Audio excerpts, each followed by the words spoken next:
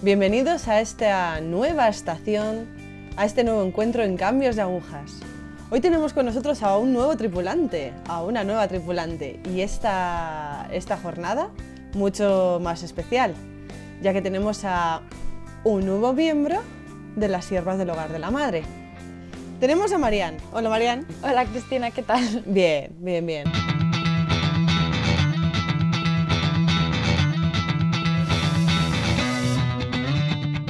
Bueno, Marian, cuéntanos un poquito de ti. Cuéntanos un poco pues, tu edad, dónde te has criado, de qué ciudad eres. Cuéntanos. Pues soy Marian, tengo 20 años, soy de Toledo.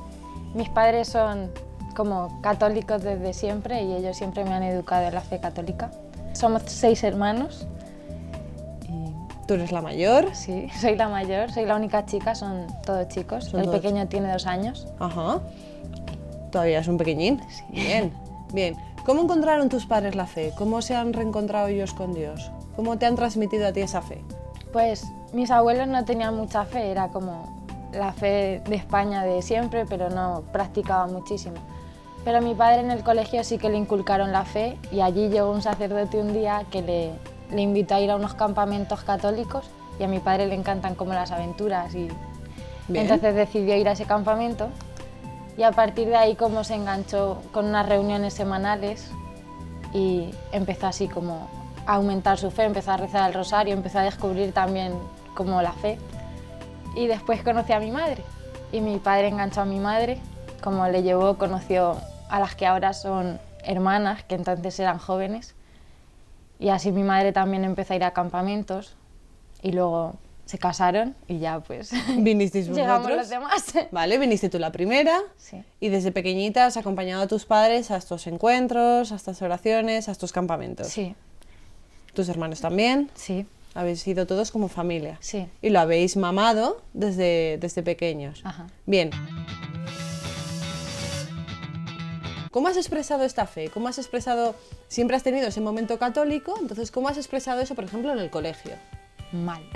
Vale, a ver, cuéntanos esto. Pues cuando estaba en el colegio, o sea, yo desde pequeña empecé a hacer gimnasia rítmica, entonces como toda mi vida se centraba en la gimnasia. Vale. Yo iba a misa porque tenía que ir, pero porque mis padres me llevaban, pero no porque de verdad yo me considerase católica ni porque porque viese que yo lo tenía que hacer, solamente porque tenía que hacerlo, como tenía que ir al colegio y tampoco me gustaba, pues así, o sea, me aburría muchísimo en misa, no me gustaba para nada, Dios existe, sí, es verdad, Dios existe, pero no era como algo personal que yo experimentase. Vale. En el colegio tú, nada, inicias tu vida escolar, haces tu primaria. Sí. Bien. También con 10 años empecé a ir a campamentos con el hogar, eran campamentos católicos.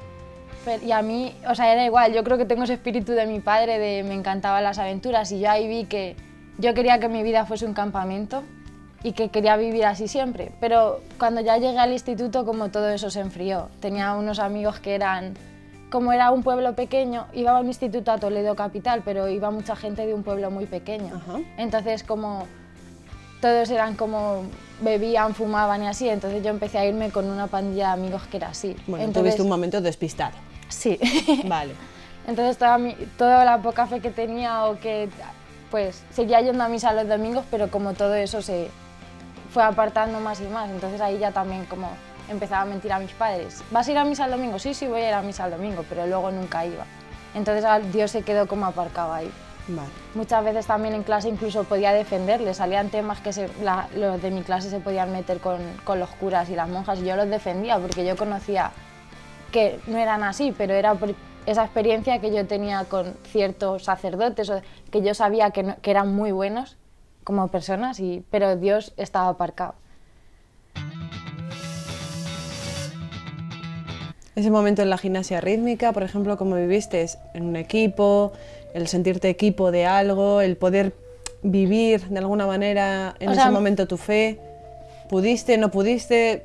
Como humanamente lo de sentirte equipo y todo eso era bien, porque no podías hacer nada solo, pero es verdad que ocupaba muchísimas horas en la gimnasia, entonces no tenía tiempo para nada más.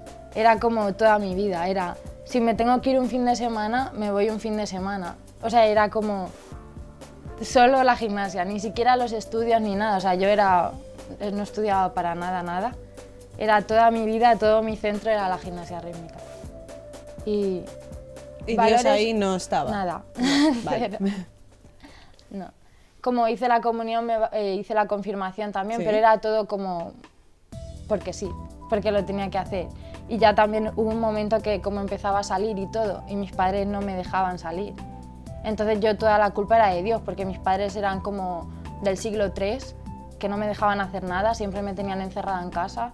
Y yo tenía 15 años, quería salir, quería divertirme como todo el mundo. ¿Por qué no puedo? ¿Por qué no? Pues Dios tenía la culpa de todo. Y también, pues, me reboté muchísimo más con algunas como experiencias así, entonces... Vale, ha habido un momento ahí de abandono, de enfado, de rebote. A ver, Marian, vamos a hablar un poquito más quizás de nuestro momento en el instituto, de nuestro momento con los compañeros, profundizando un poco más en, pues quizás en nuestro momento de rebeldía, cómo se lleva a cabo. Pues llegué al instituto cuando justo hicieron el cambio ese de segundo de la ESO, sexto de primaria y todo eso. Entonces iba como, tenía muchos, o sea, como tengo hermanos solamente chicos y también mis padres tenían un centro de acogida, entonces me había criado con gente que era muchísimo más mayor que yo. Y cuando llegué al instituto todas las chicas de mi clase me parecían tontas. Entonces enseguida me fui como con los chicos que eran como más gamberros y como... Ya he dicho antes que también eran de un pueblo pequeño, entonces todos ya como fumaban, bebían y todo, así poco, a lo mejor incluso hasta la droga, yo soy, ya no sé. Entonces empecé como a juntarme así, entonces era como, toda mi vida era como un escaparate así solo, como tengo que ser la más guay de todos porque tengo que encajar con ellos, porque me caían súper bien, entonces fue como... También tenía una amiga que era como un poco, digamos, suelta, entonces también empecé como a coger fama y esa fama me empezó como a gustar, digamos. Entonces al año siguiente ya me di cuenta de algunas cosas que estaban pasando ahí, que yo dije, no, por aquí ya no. Solo como a valores humanos esa chica ya estaba como ahí, yo dije, no, por aquí no. Entonces empecé a juntarme con otras amigas que fumaban, bebían, salían y todo, entonces yo dije, ah, esto sí, Vale. esto sí me cae bien.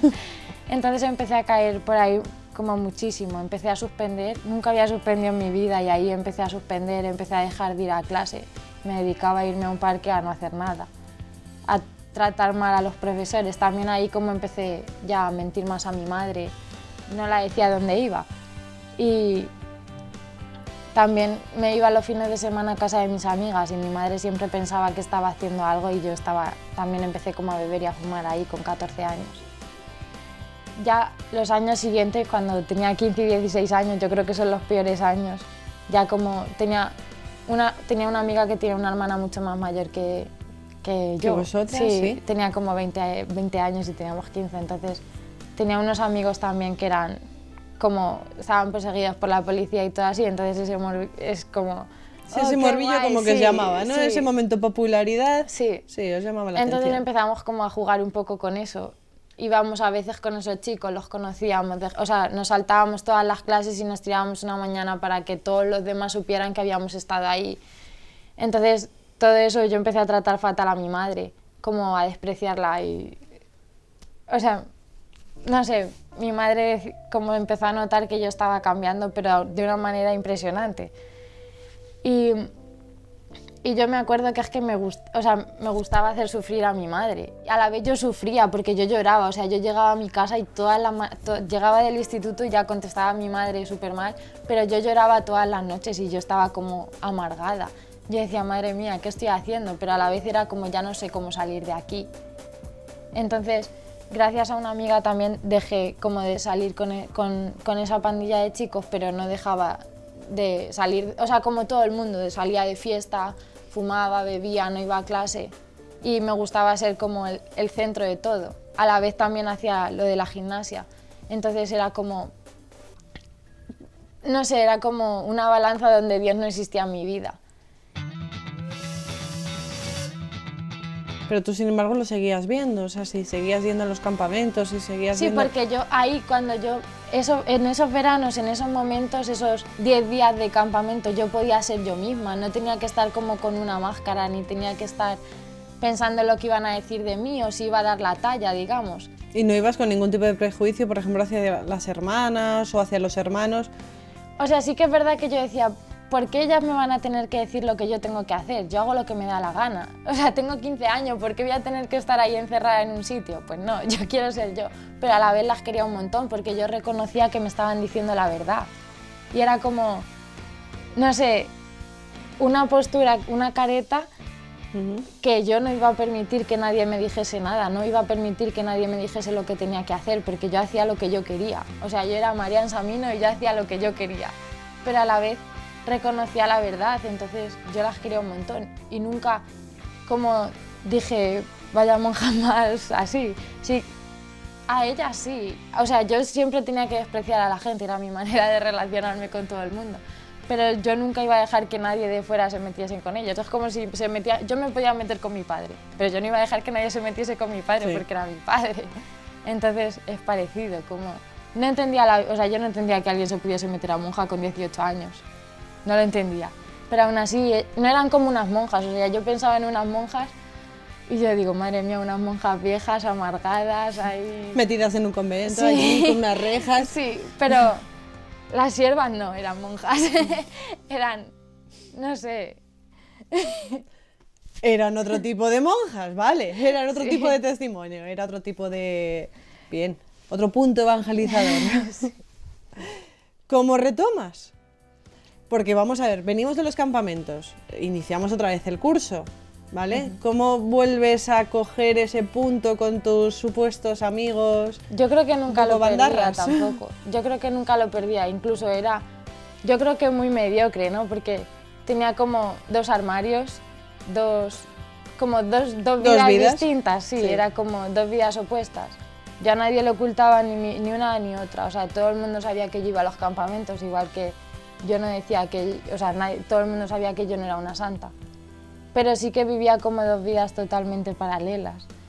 Entonces, nunca dejaba una vida ni nunca dejaba la otra. Sí que es verdad que a lo mejor una semana estaba como ayudando más a mi madre o lo que sea, pero a la semana siguiente cuando llegaba al instituto ya eso se acababa. Ya.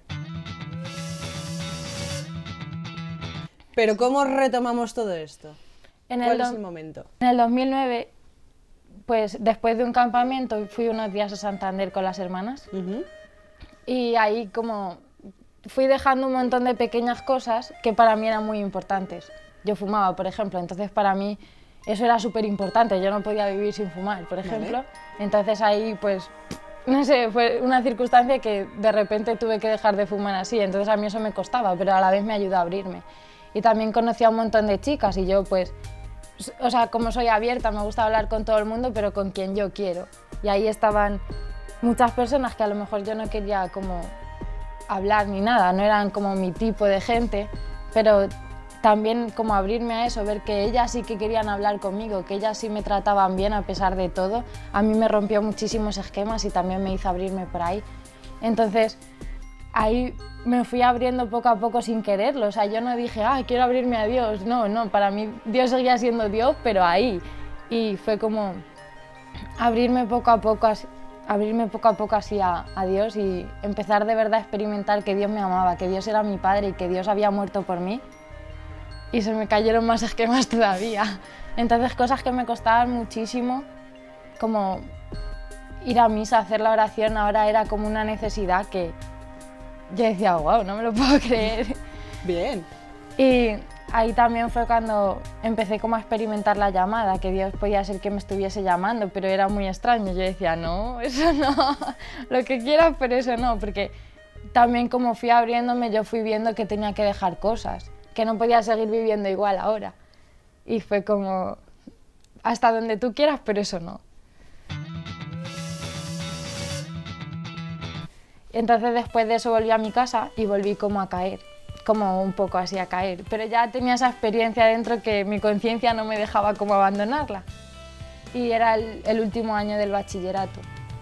Entonces yo sabía que tenía que dejar como todos mis amigos y todo para poder seguir, porque si no iba a volver a caer otra vez. Entonces, como al final de ese año decidí que tenía que hacer un parón, sí, dejar de estudiar y todo, y me vine un año a Santander, supuestamente para ayudar a las hermanas, pero recibí muchísimo, muchísimo y me ayudó muchísimo más y a abrirme muchísimo más. Y así también fui como viendo poco a poco cosas que tenía que ir dejando, cosas que tenía que cambiar, cosas que no estaban bien. Cuéntanos un poco ahora de este año y medio que llevas con las hermanas. Claro, cuéntanos un poco tu vida, cuéntanos un poco lo que haces cada día, qué es lo que más te llena a lo largo del día, Eso o es el compendio de cosas, todas en general. Pues primero ese año es que fue fundamental para mí, porque como al principio yo llegué aquí y yo sabía que tenía que dejar cosas, pero como yo pensaba como todo el mundo, me iba a casar con un chico católico, iba a vivir así, ¿no? Pero poco a poco fue como, fui viendo que necesitaba vivir, o sea, tenía que vivir como la vida de las hermanas, que era lo que de verdad me llenaba, porque era como, siempre me faltaba algo, yo hablaba de que me iba a casar y todo, pero siempre faltaba algo y en la oración yo lo iba viendo, iba como viendo eso, entonces al final de todo ese año, ya justo cuando acababa, en junio del 2011, entré de candidata y después me fui a estudiar a Valencia. Sí, estudié allí en Valencia, hay una comunidad de hermanas, entonces voy a la universidad. Entonces Vale. todos los días como vivo con otras 2 chicas que no son candidatas Vale. y hacemos la oración juntas, Ujú. hacemos media hora de oración, vamos a misa también juntas. ¿Qué? Y luego tenemos como cargos, como unas hacen la ropa, otras Sí, friegan. responsabilidades Sí. dentro del hogar, bien.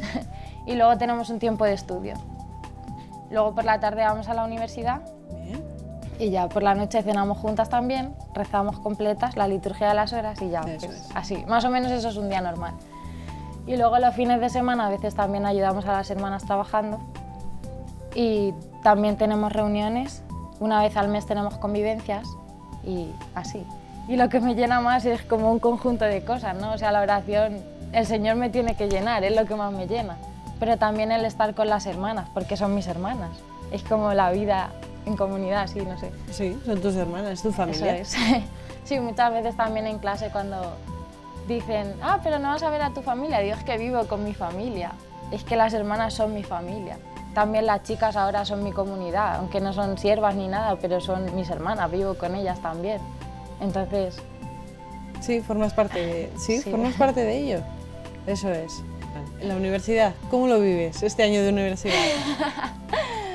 pues la verdad es que tengo unos compañeros que son, o sea, me respetan, es como, no son católicos ninguno, pero son majos y o sea, como respetan lo que digo, tienen muchas preguntas también.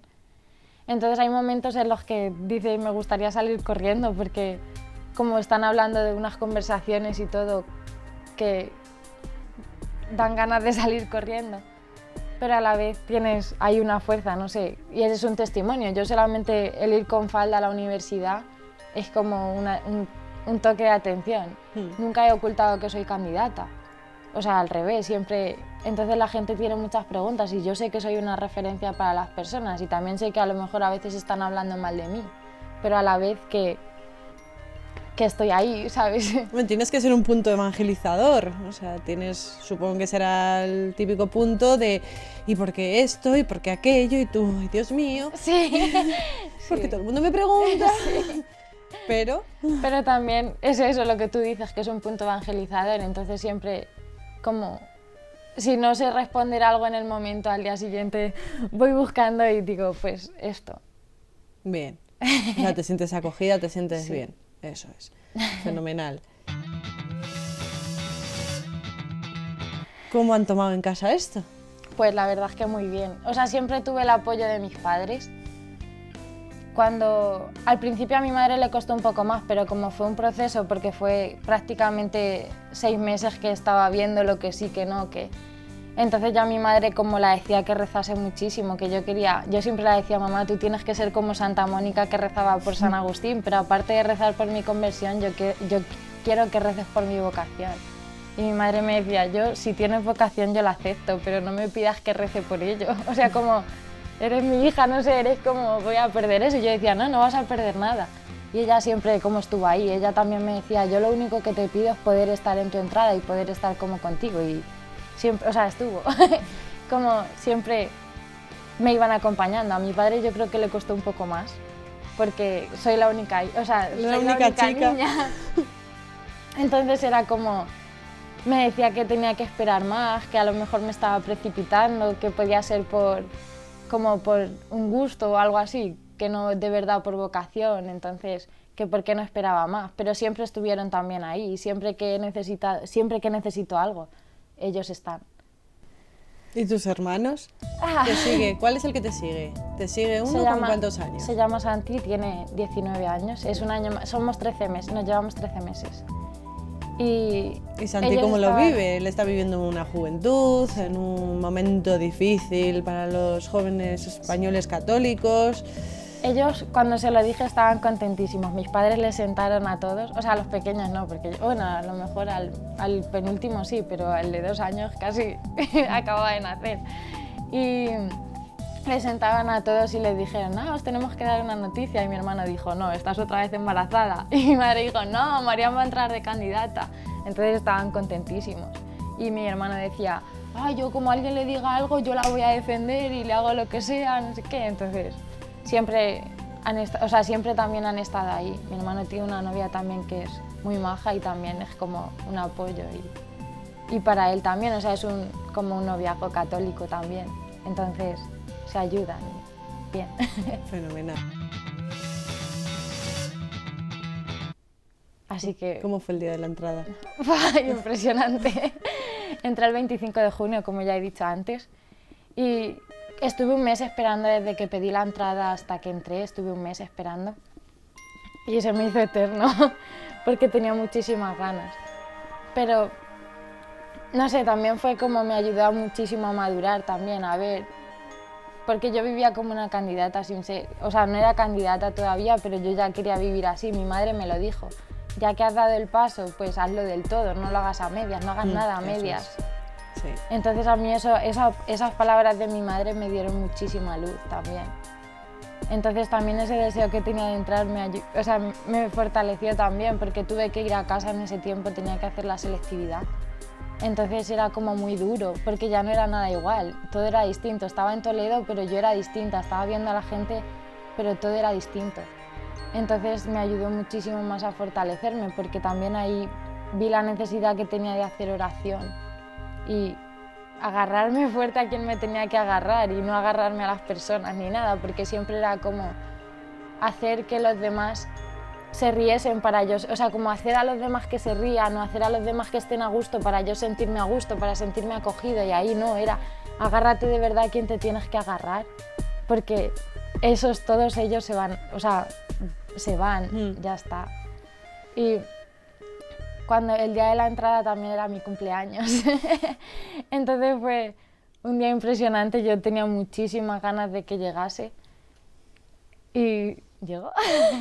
Entonces tuvimos como, siempre como se cuenta la vocación, cómo ha sido y todo, y luego tuvimos la misa y la entrada, era muy sencillo pero muy bonito.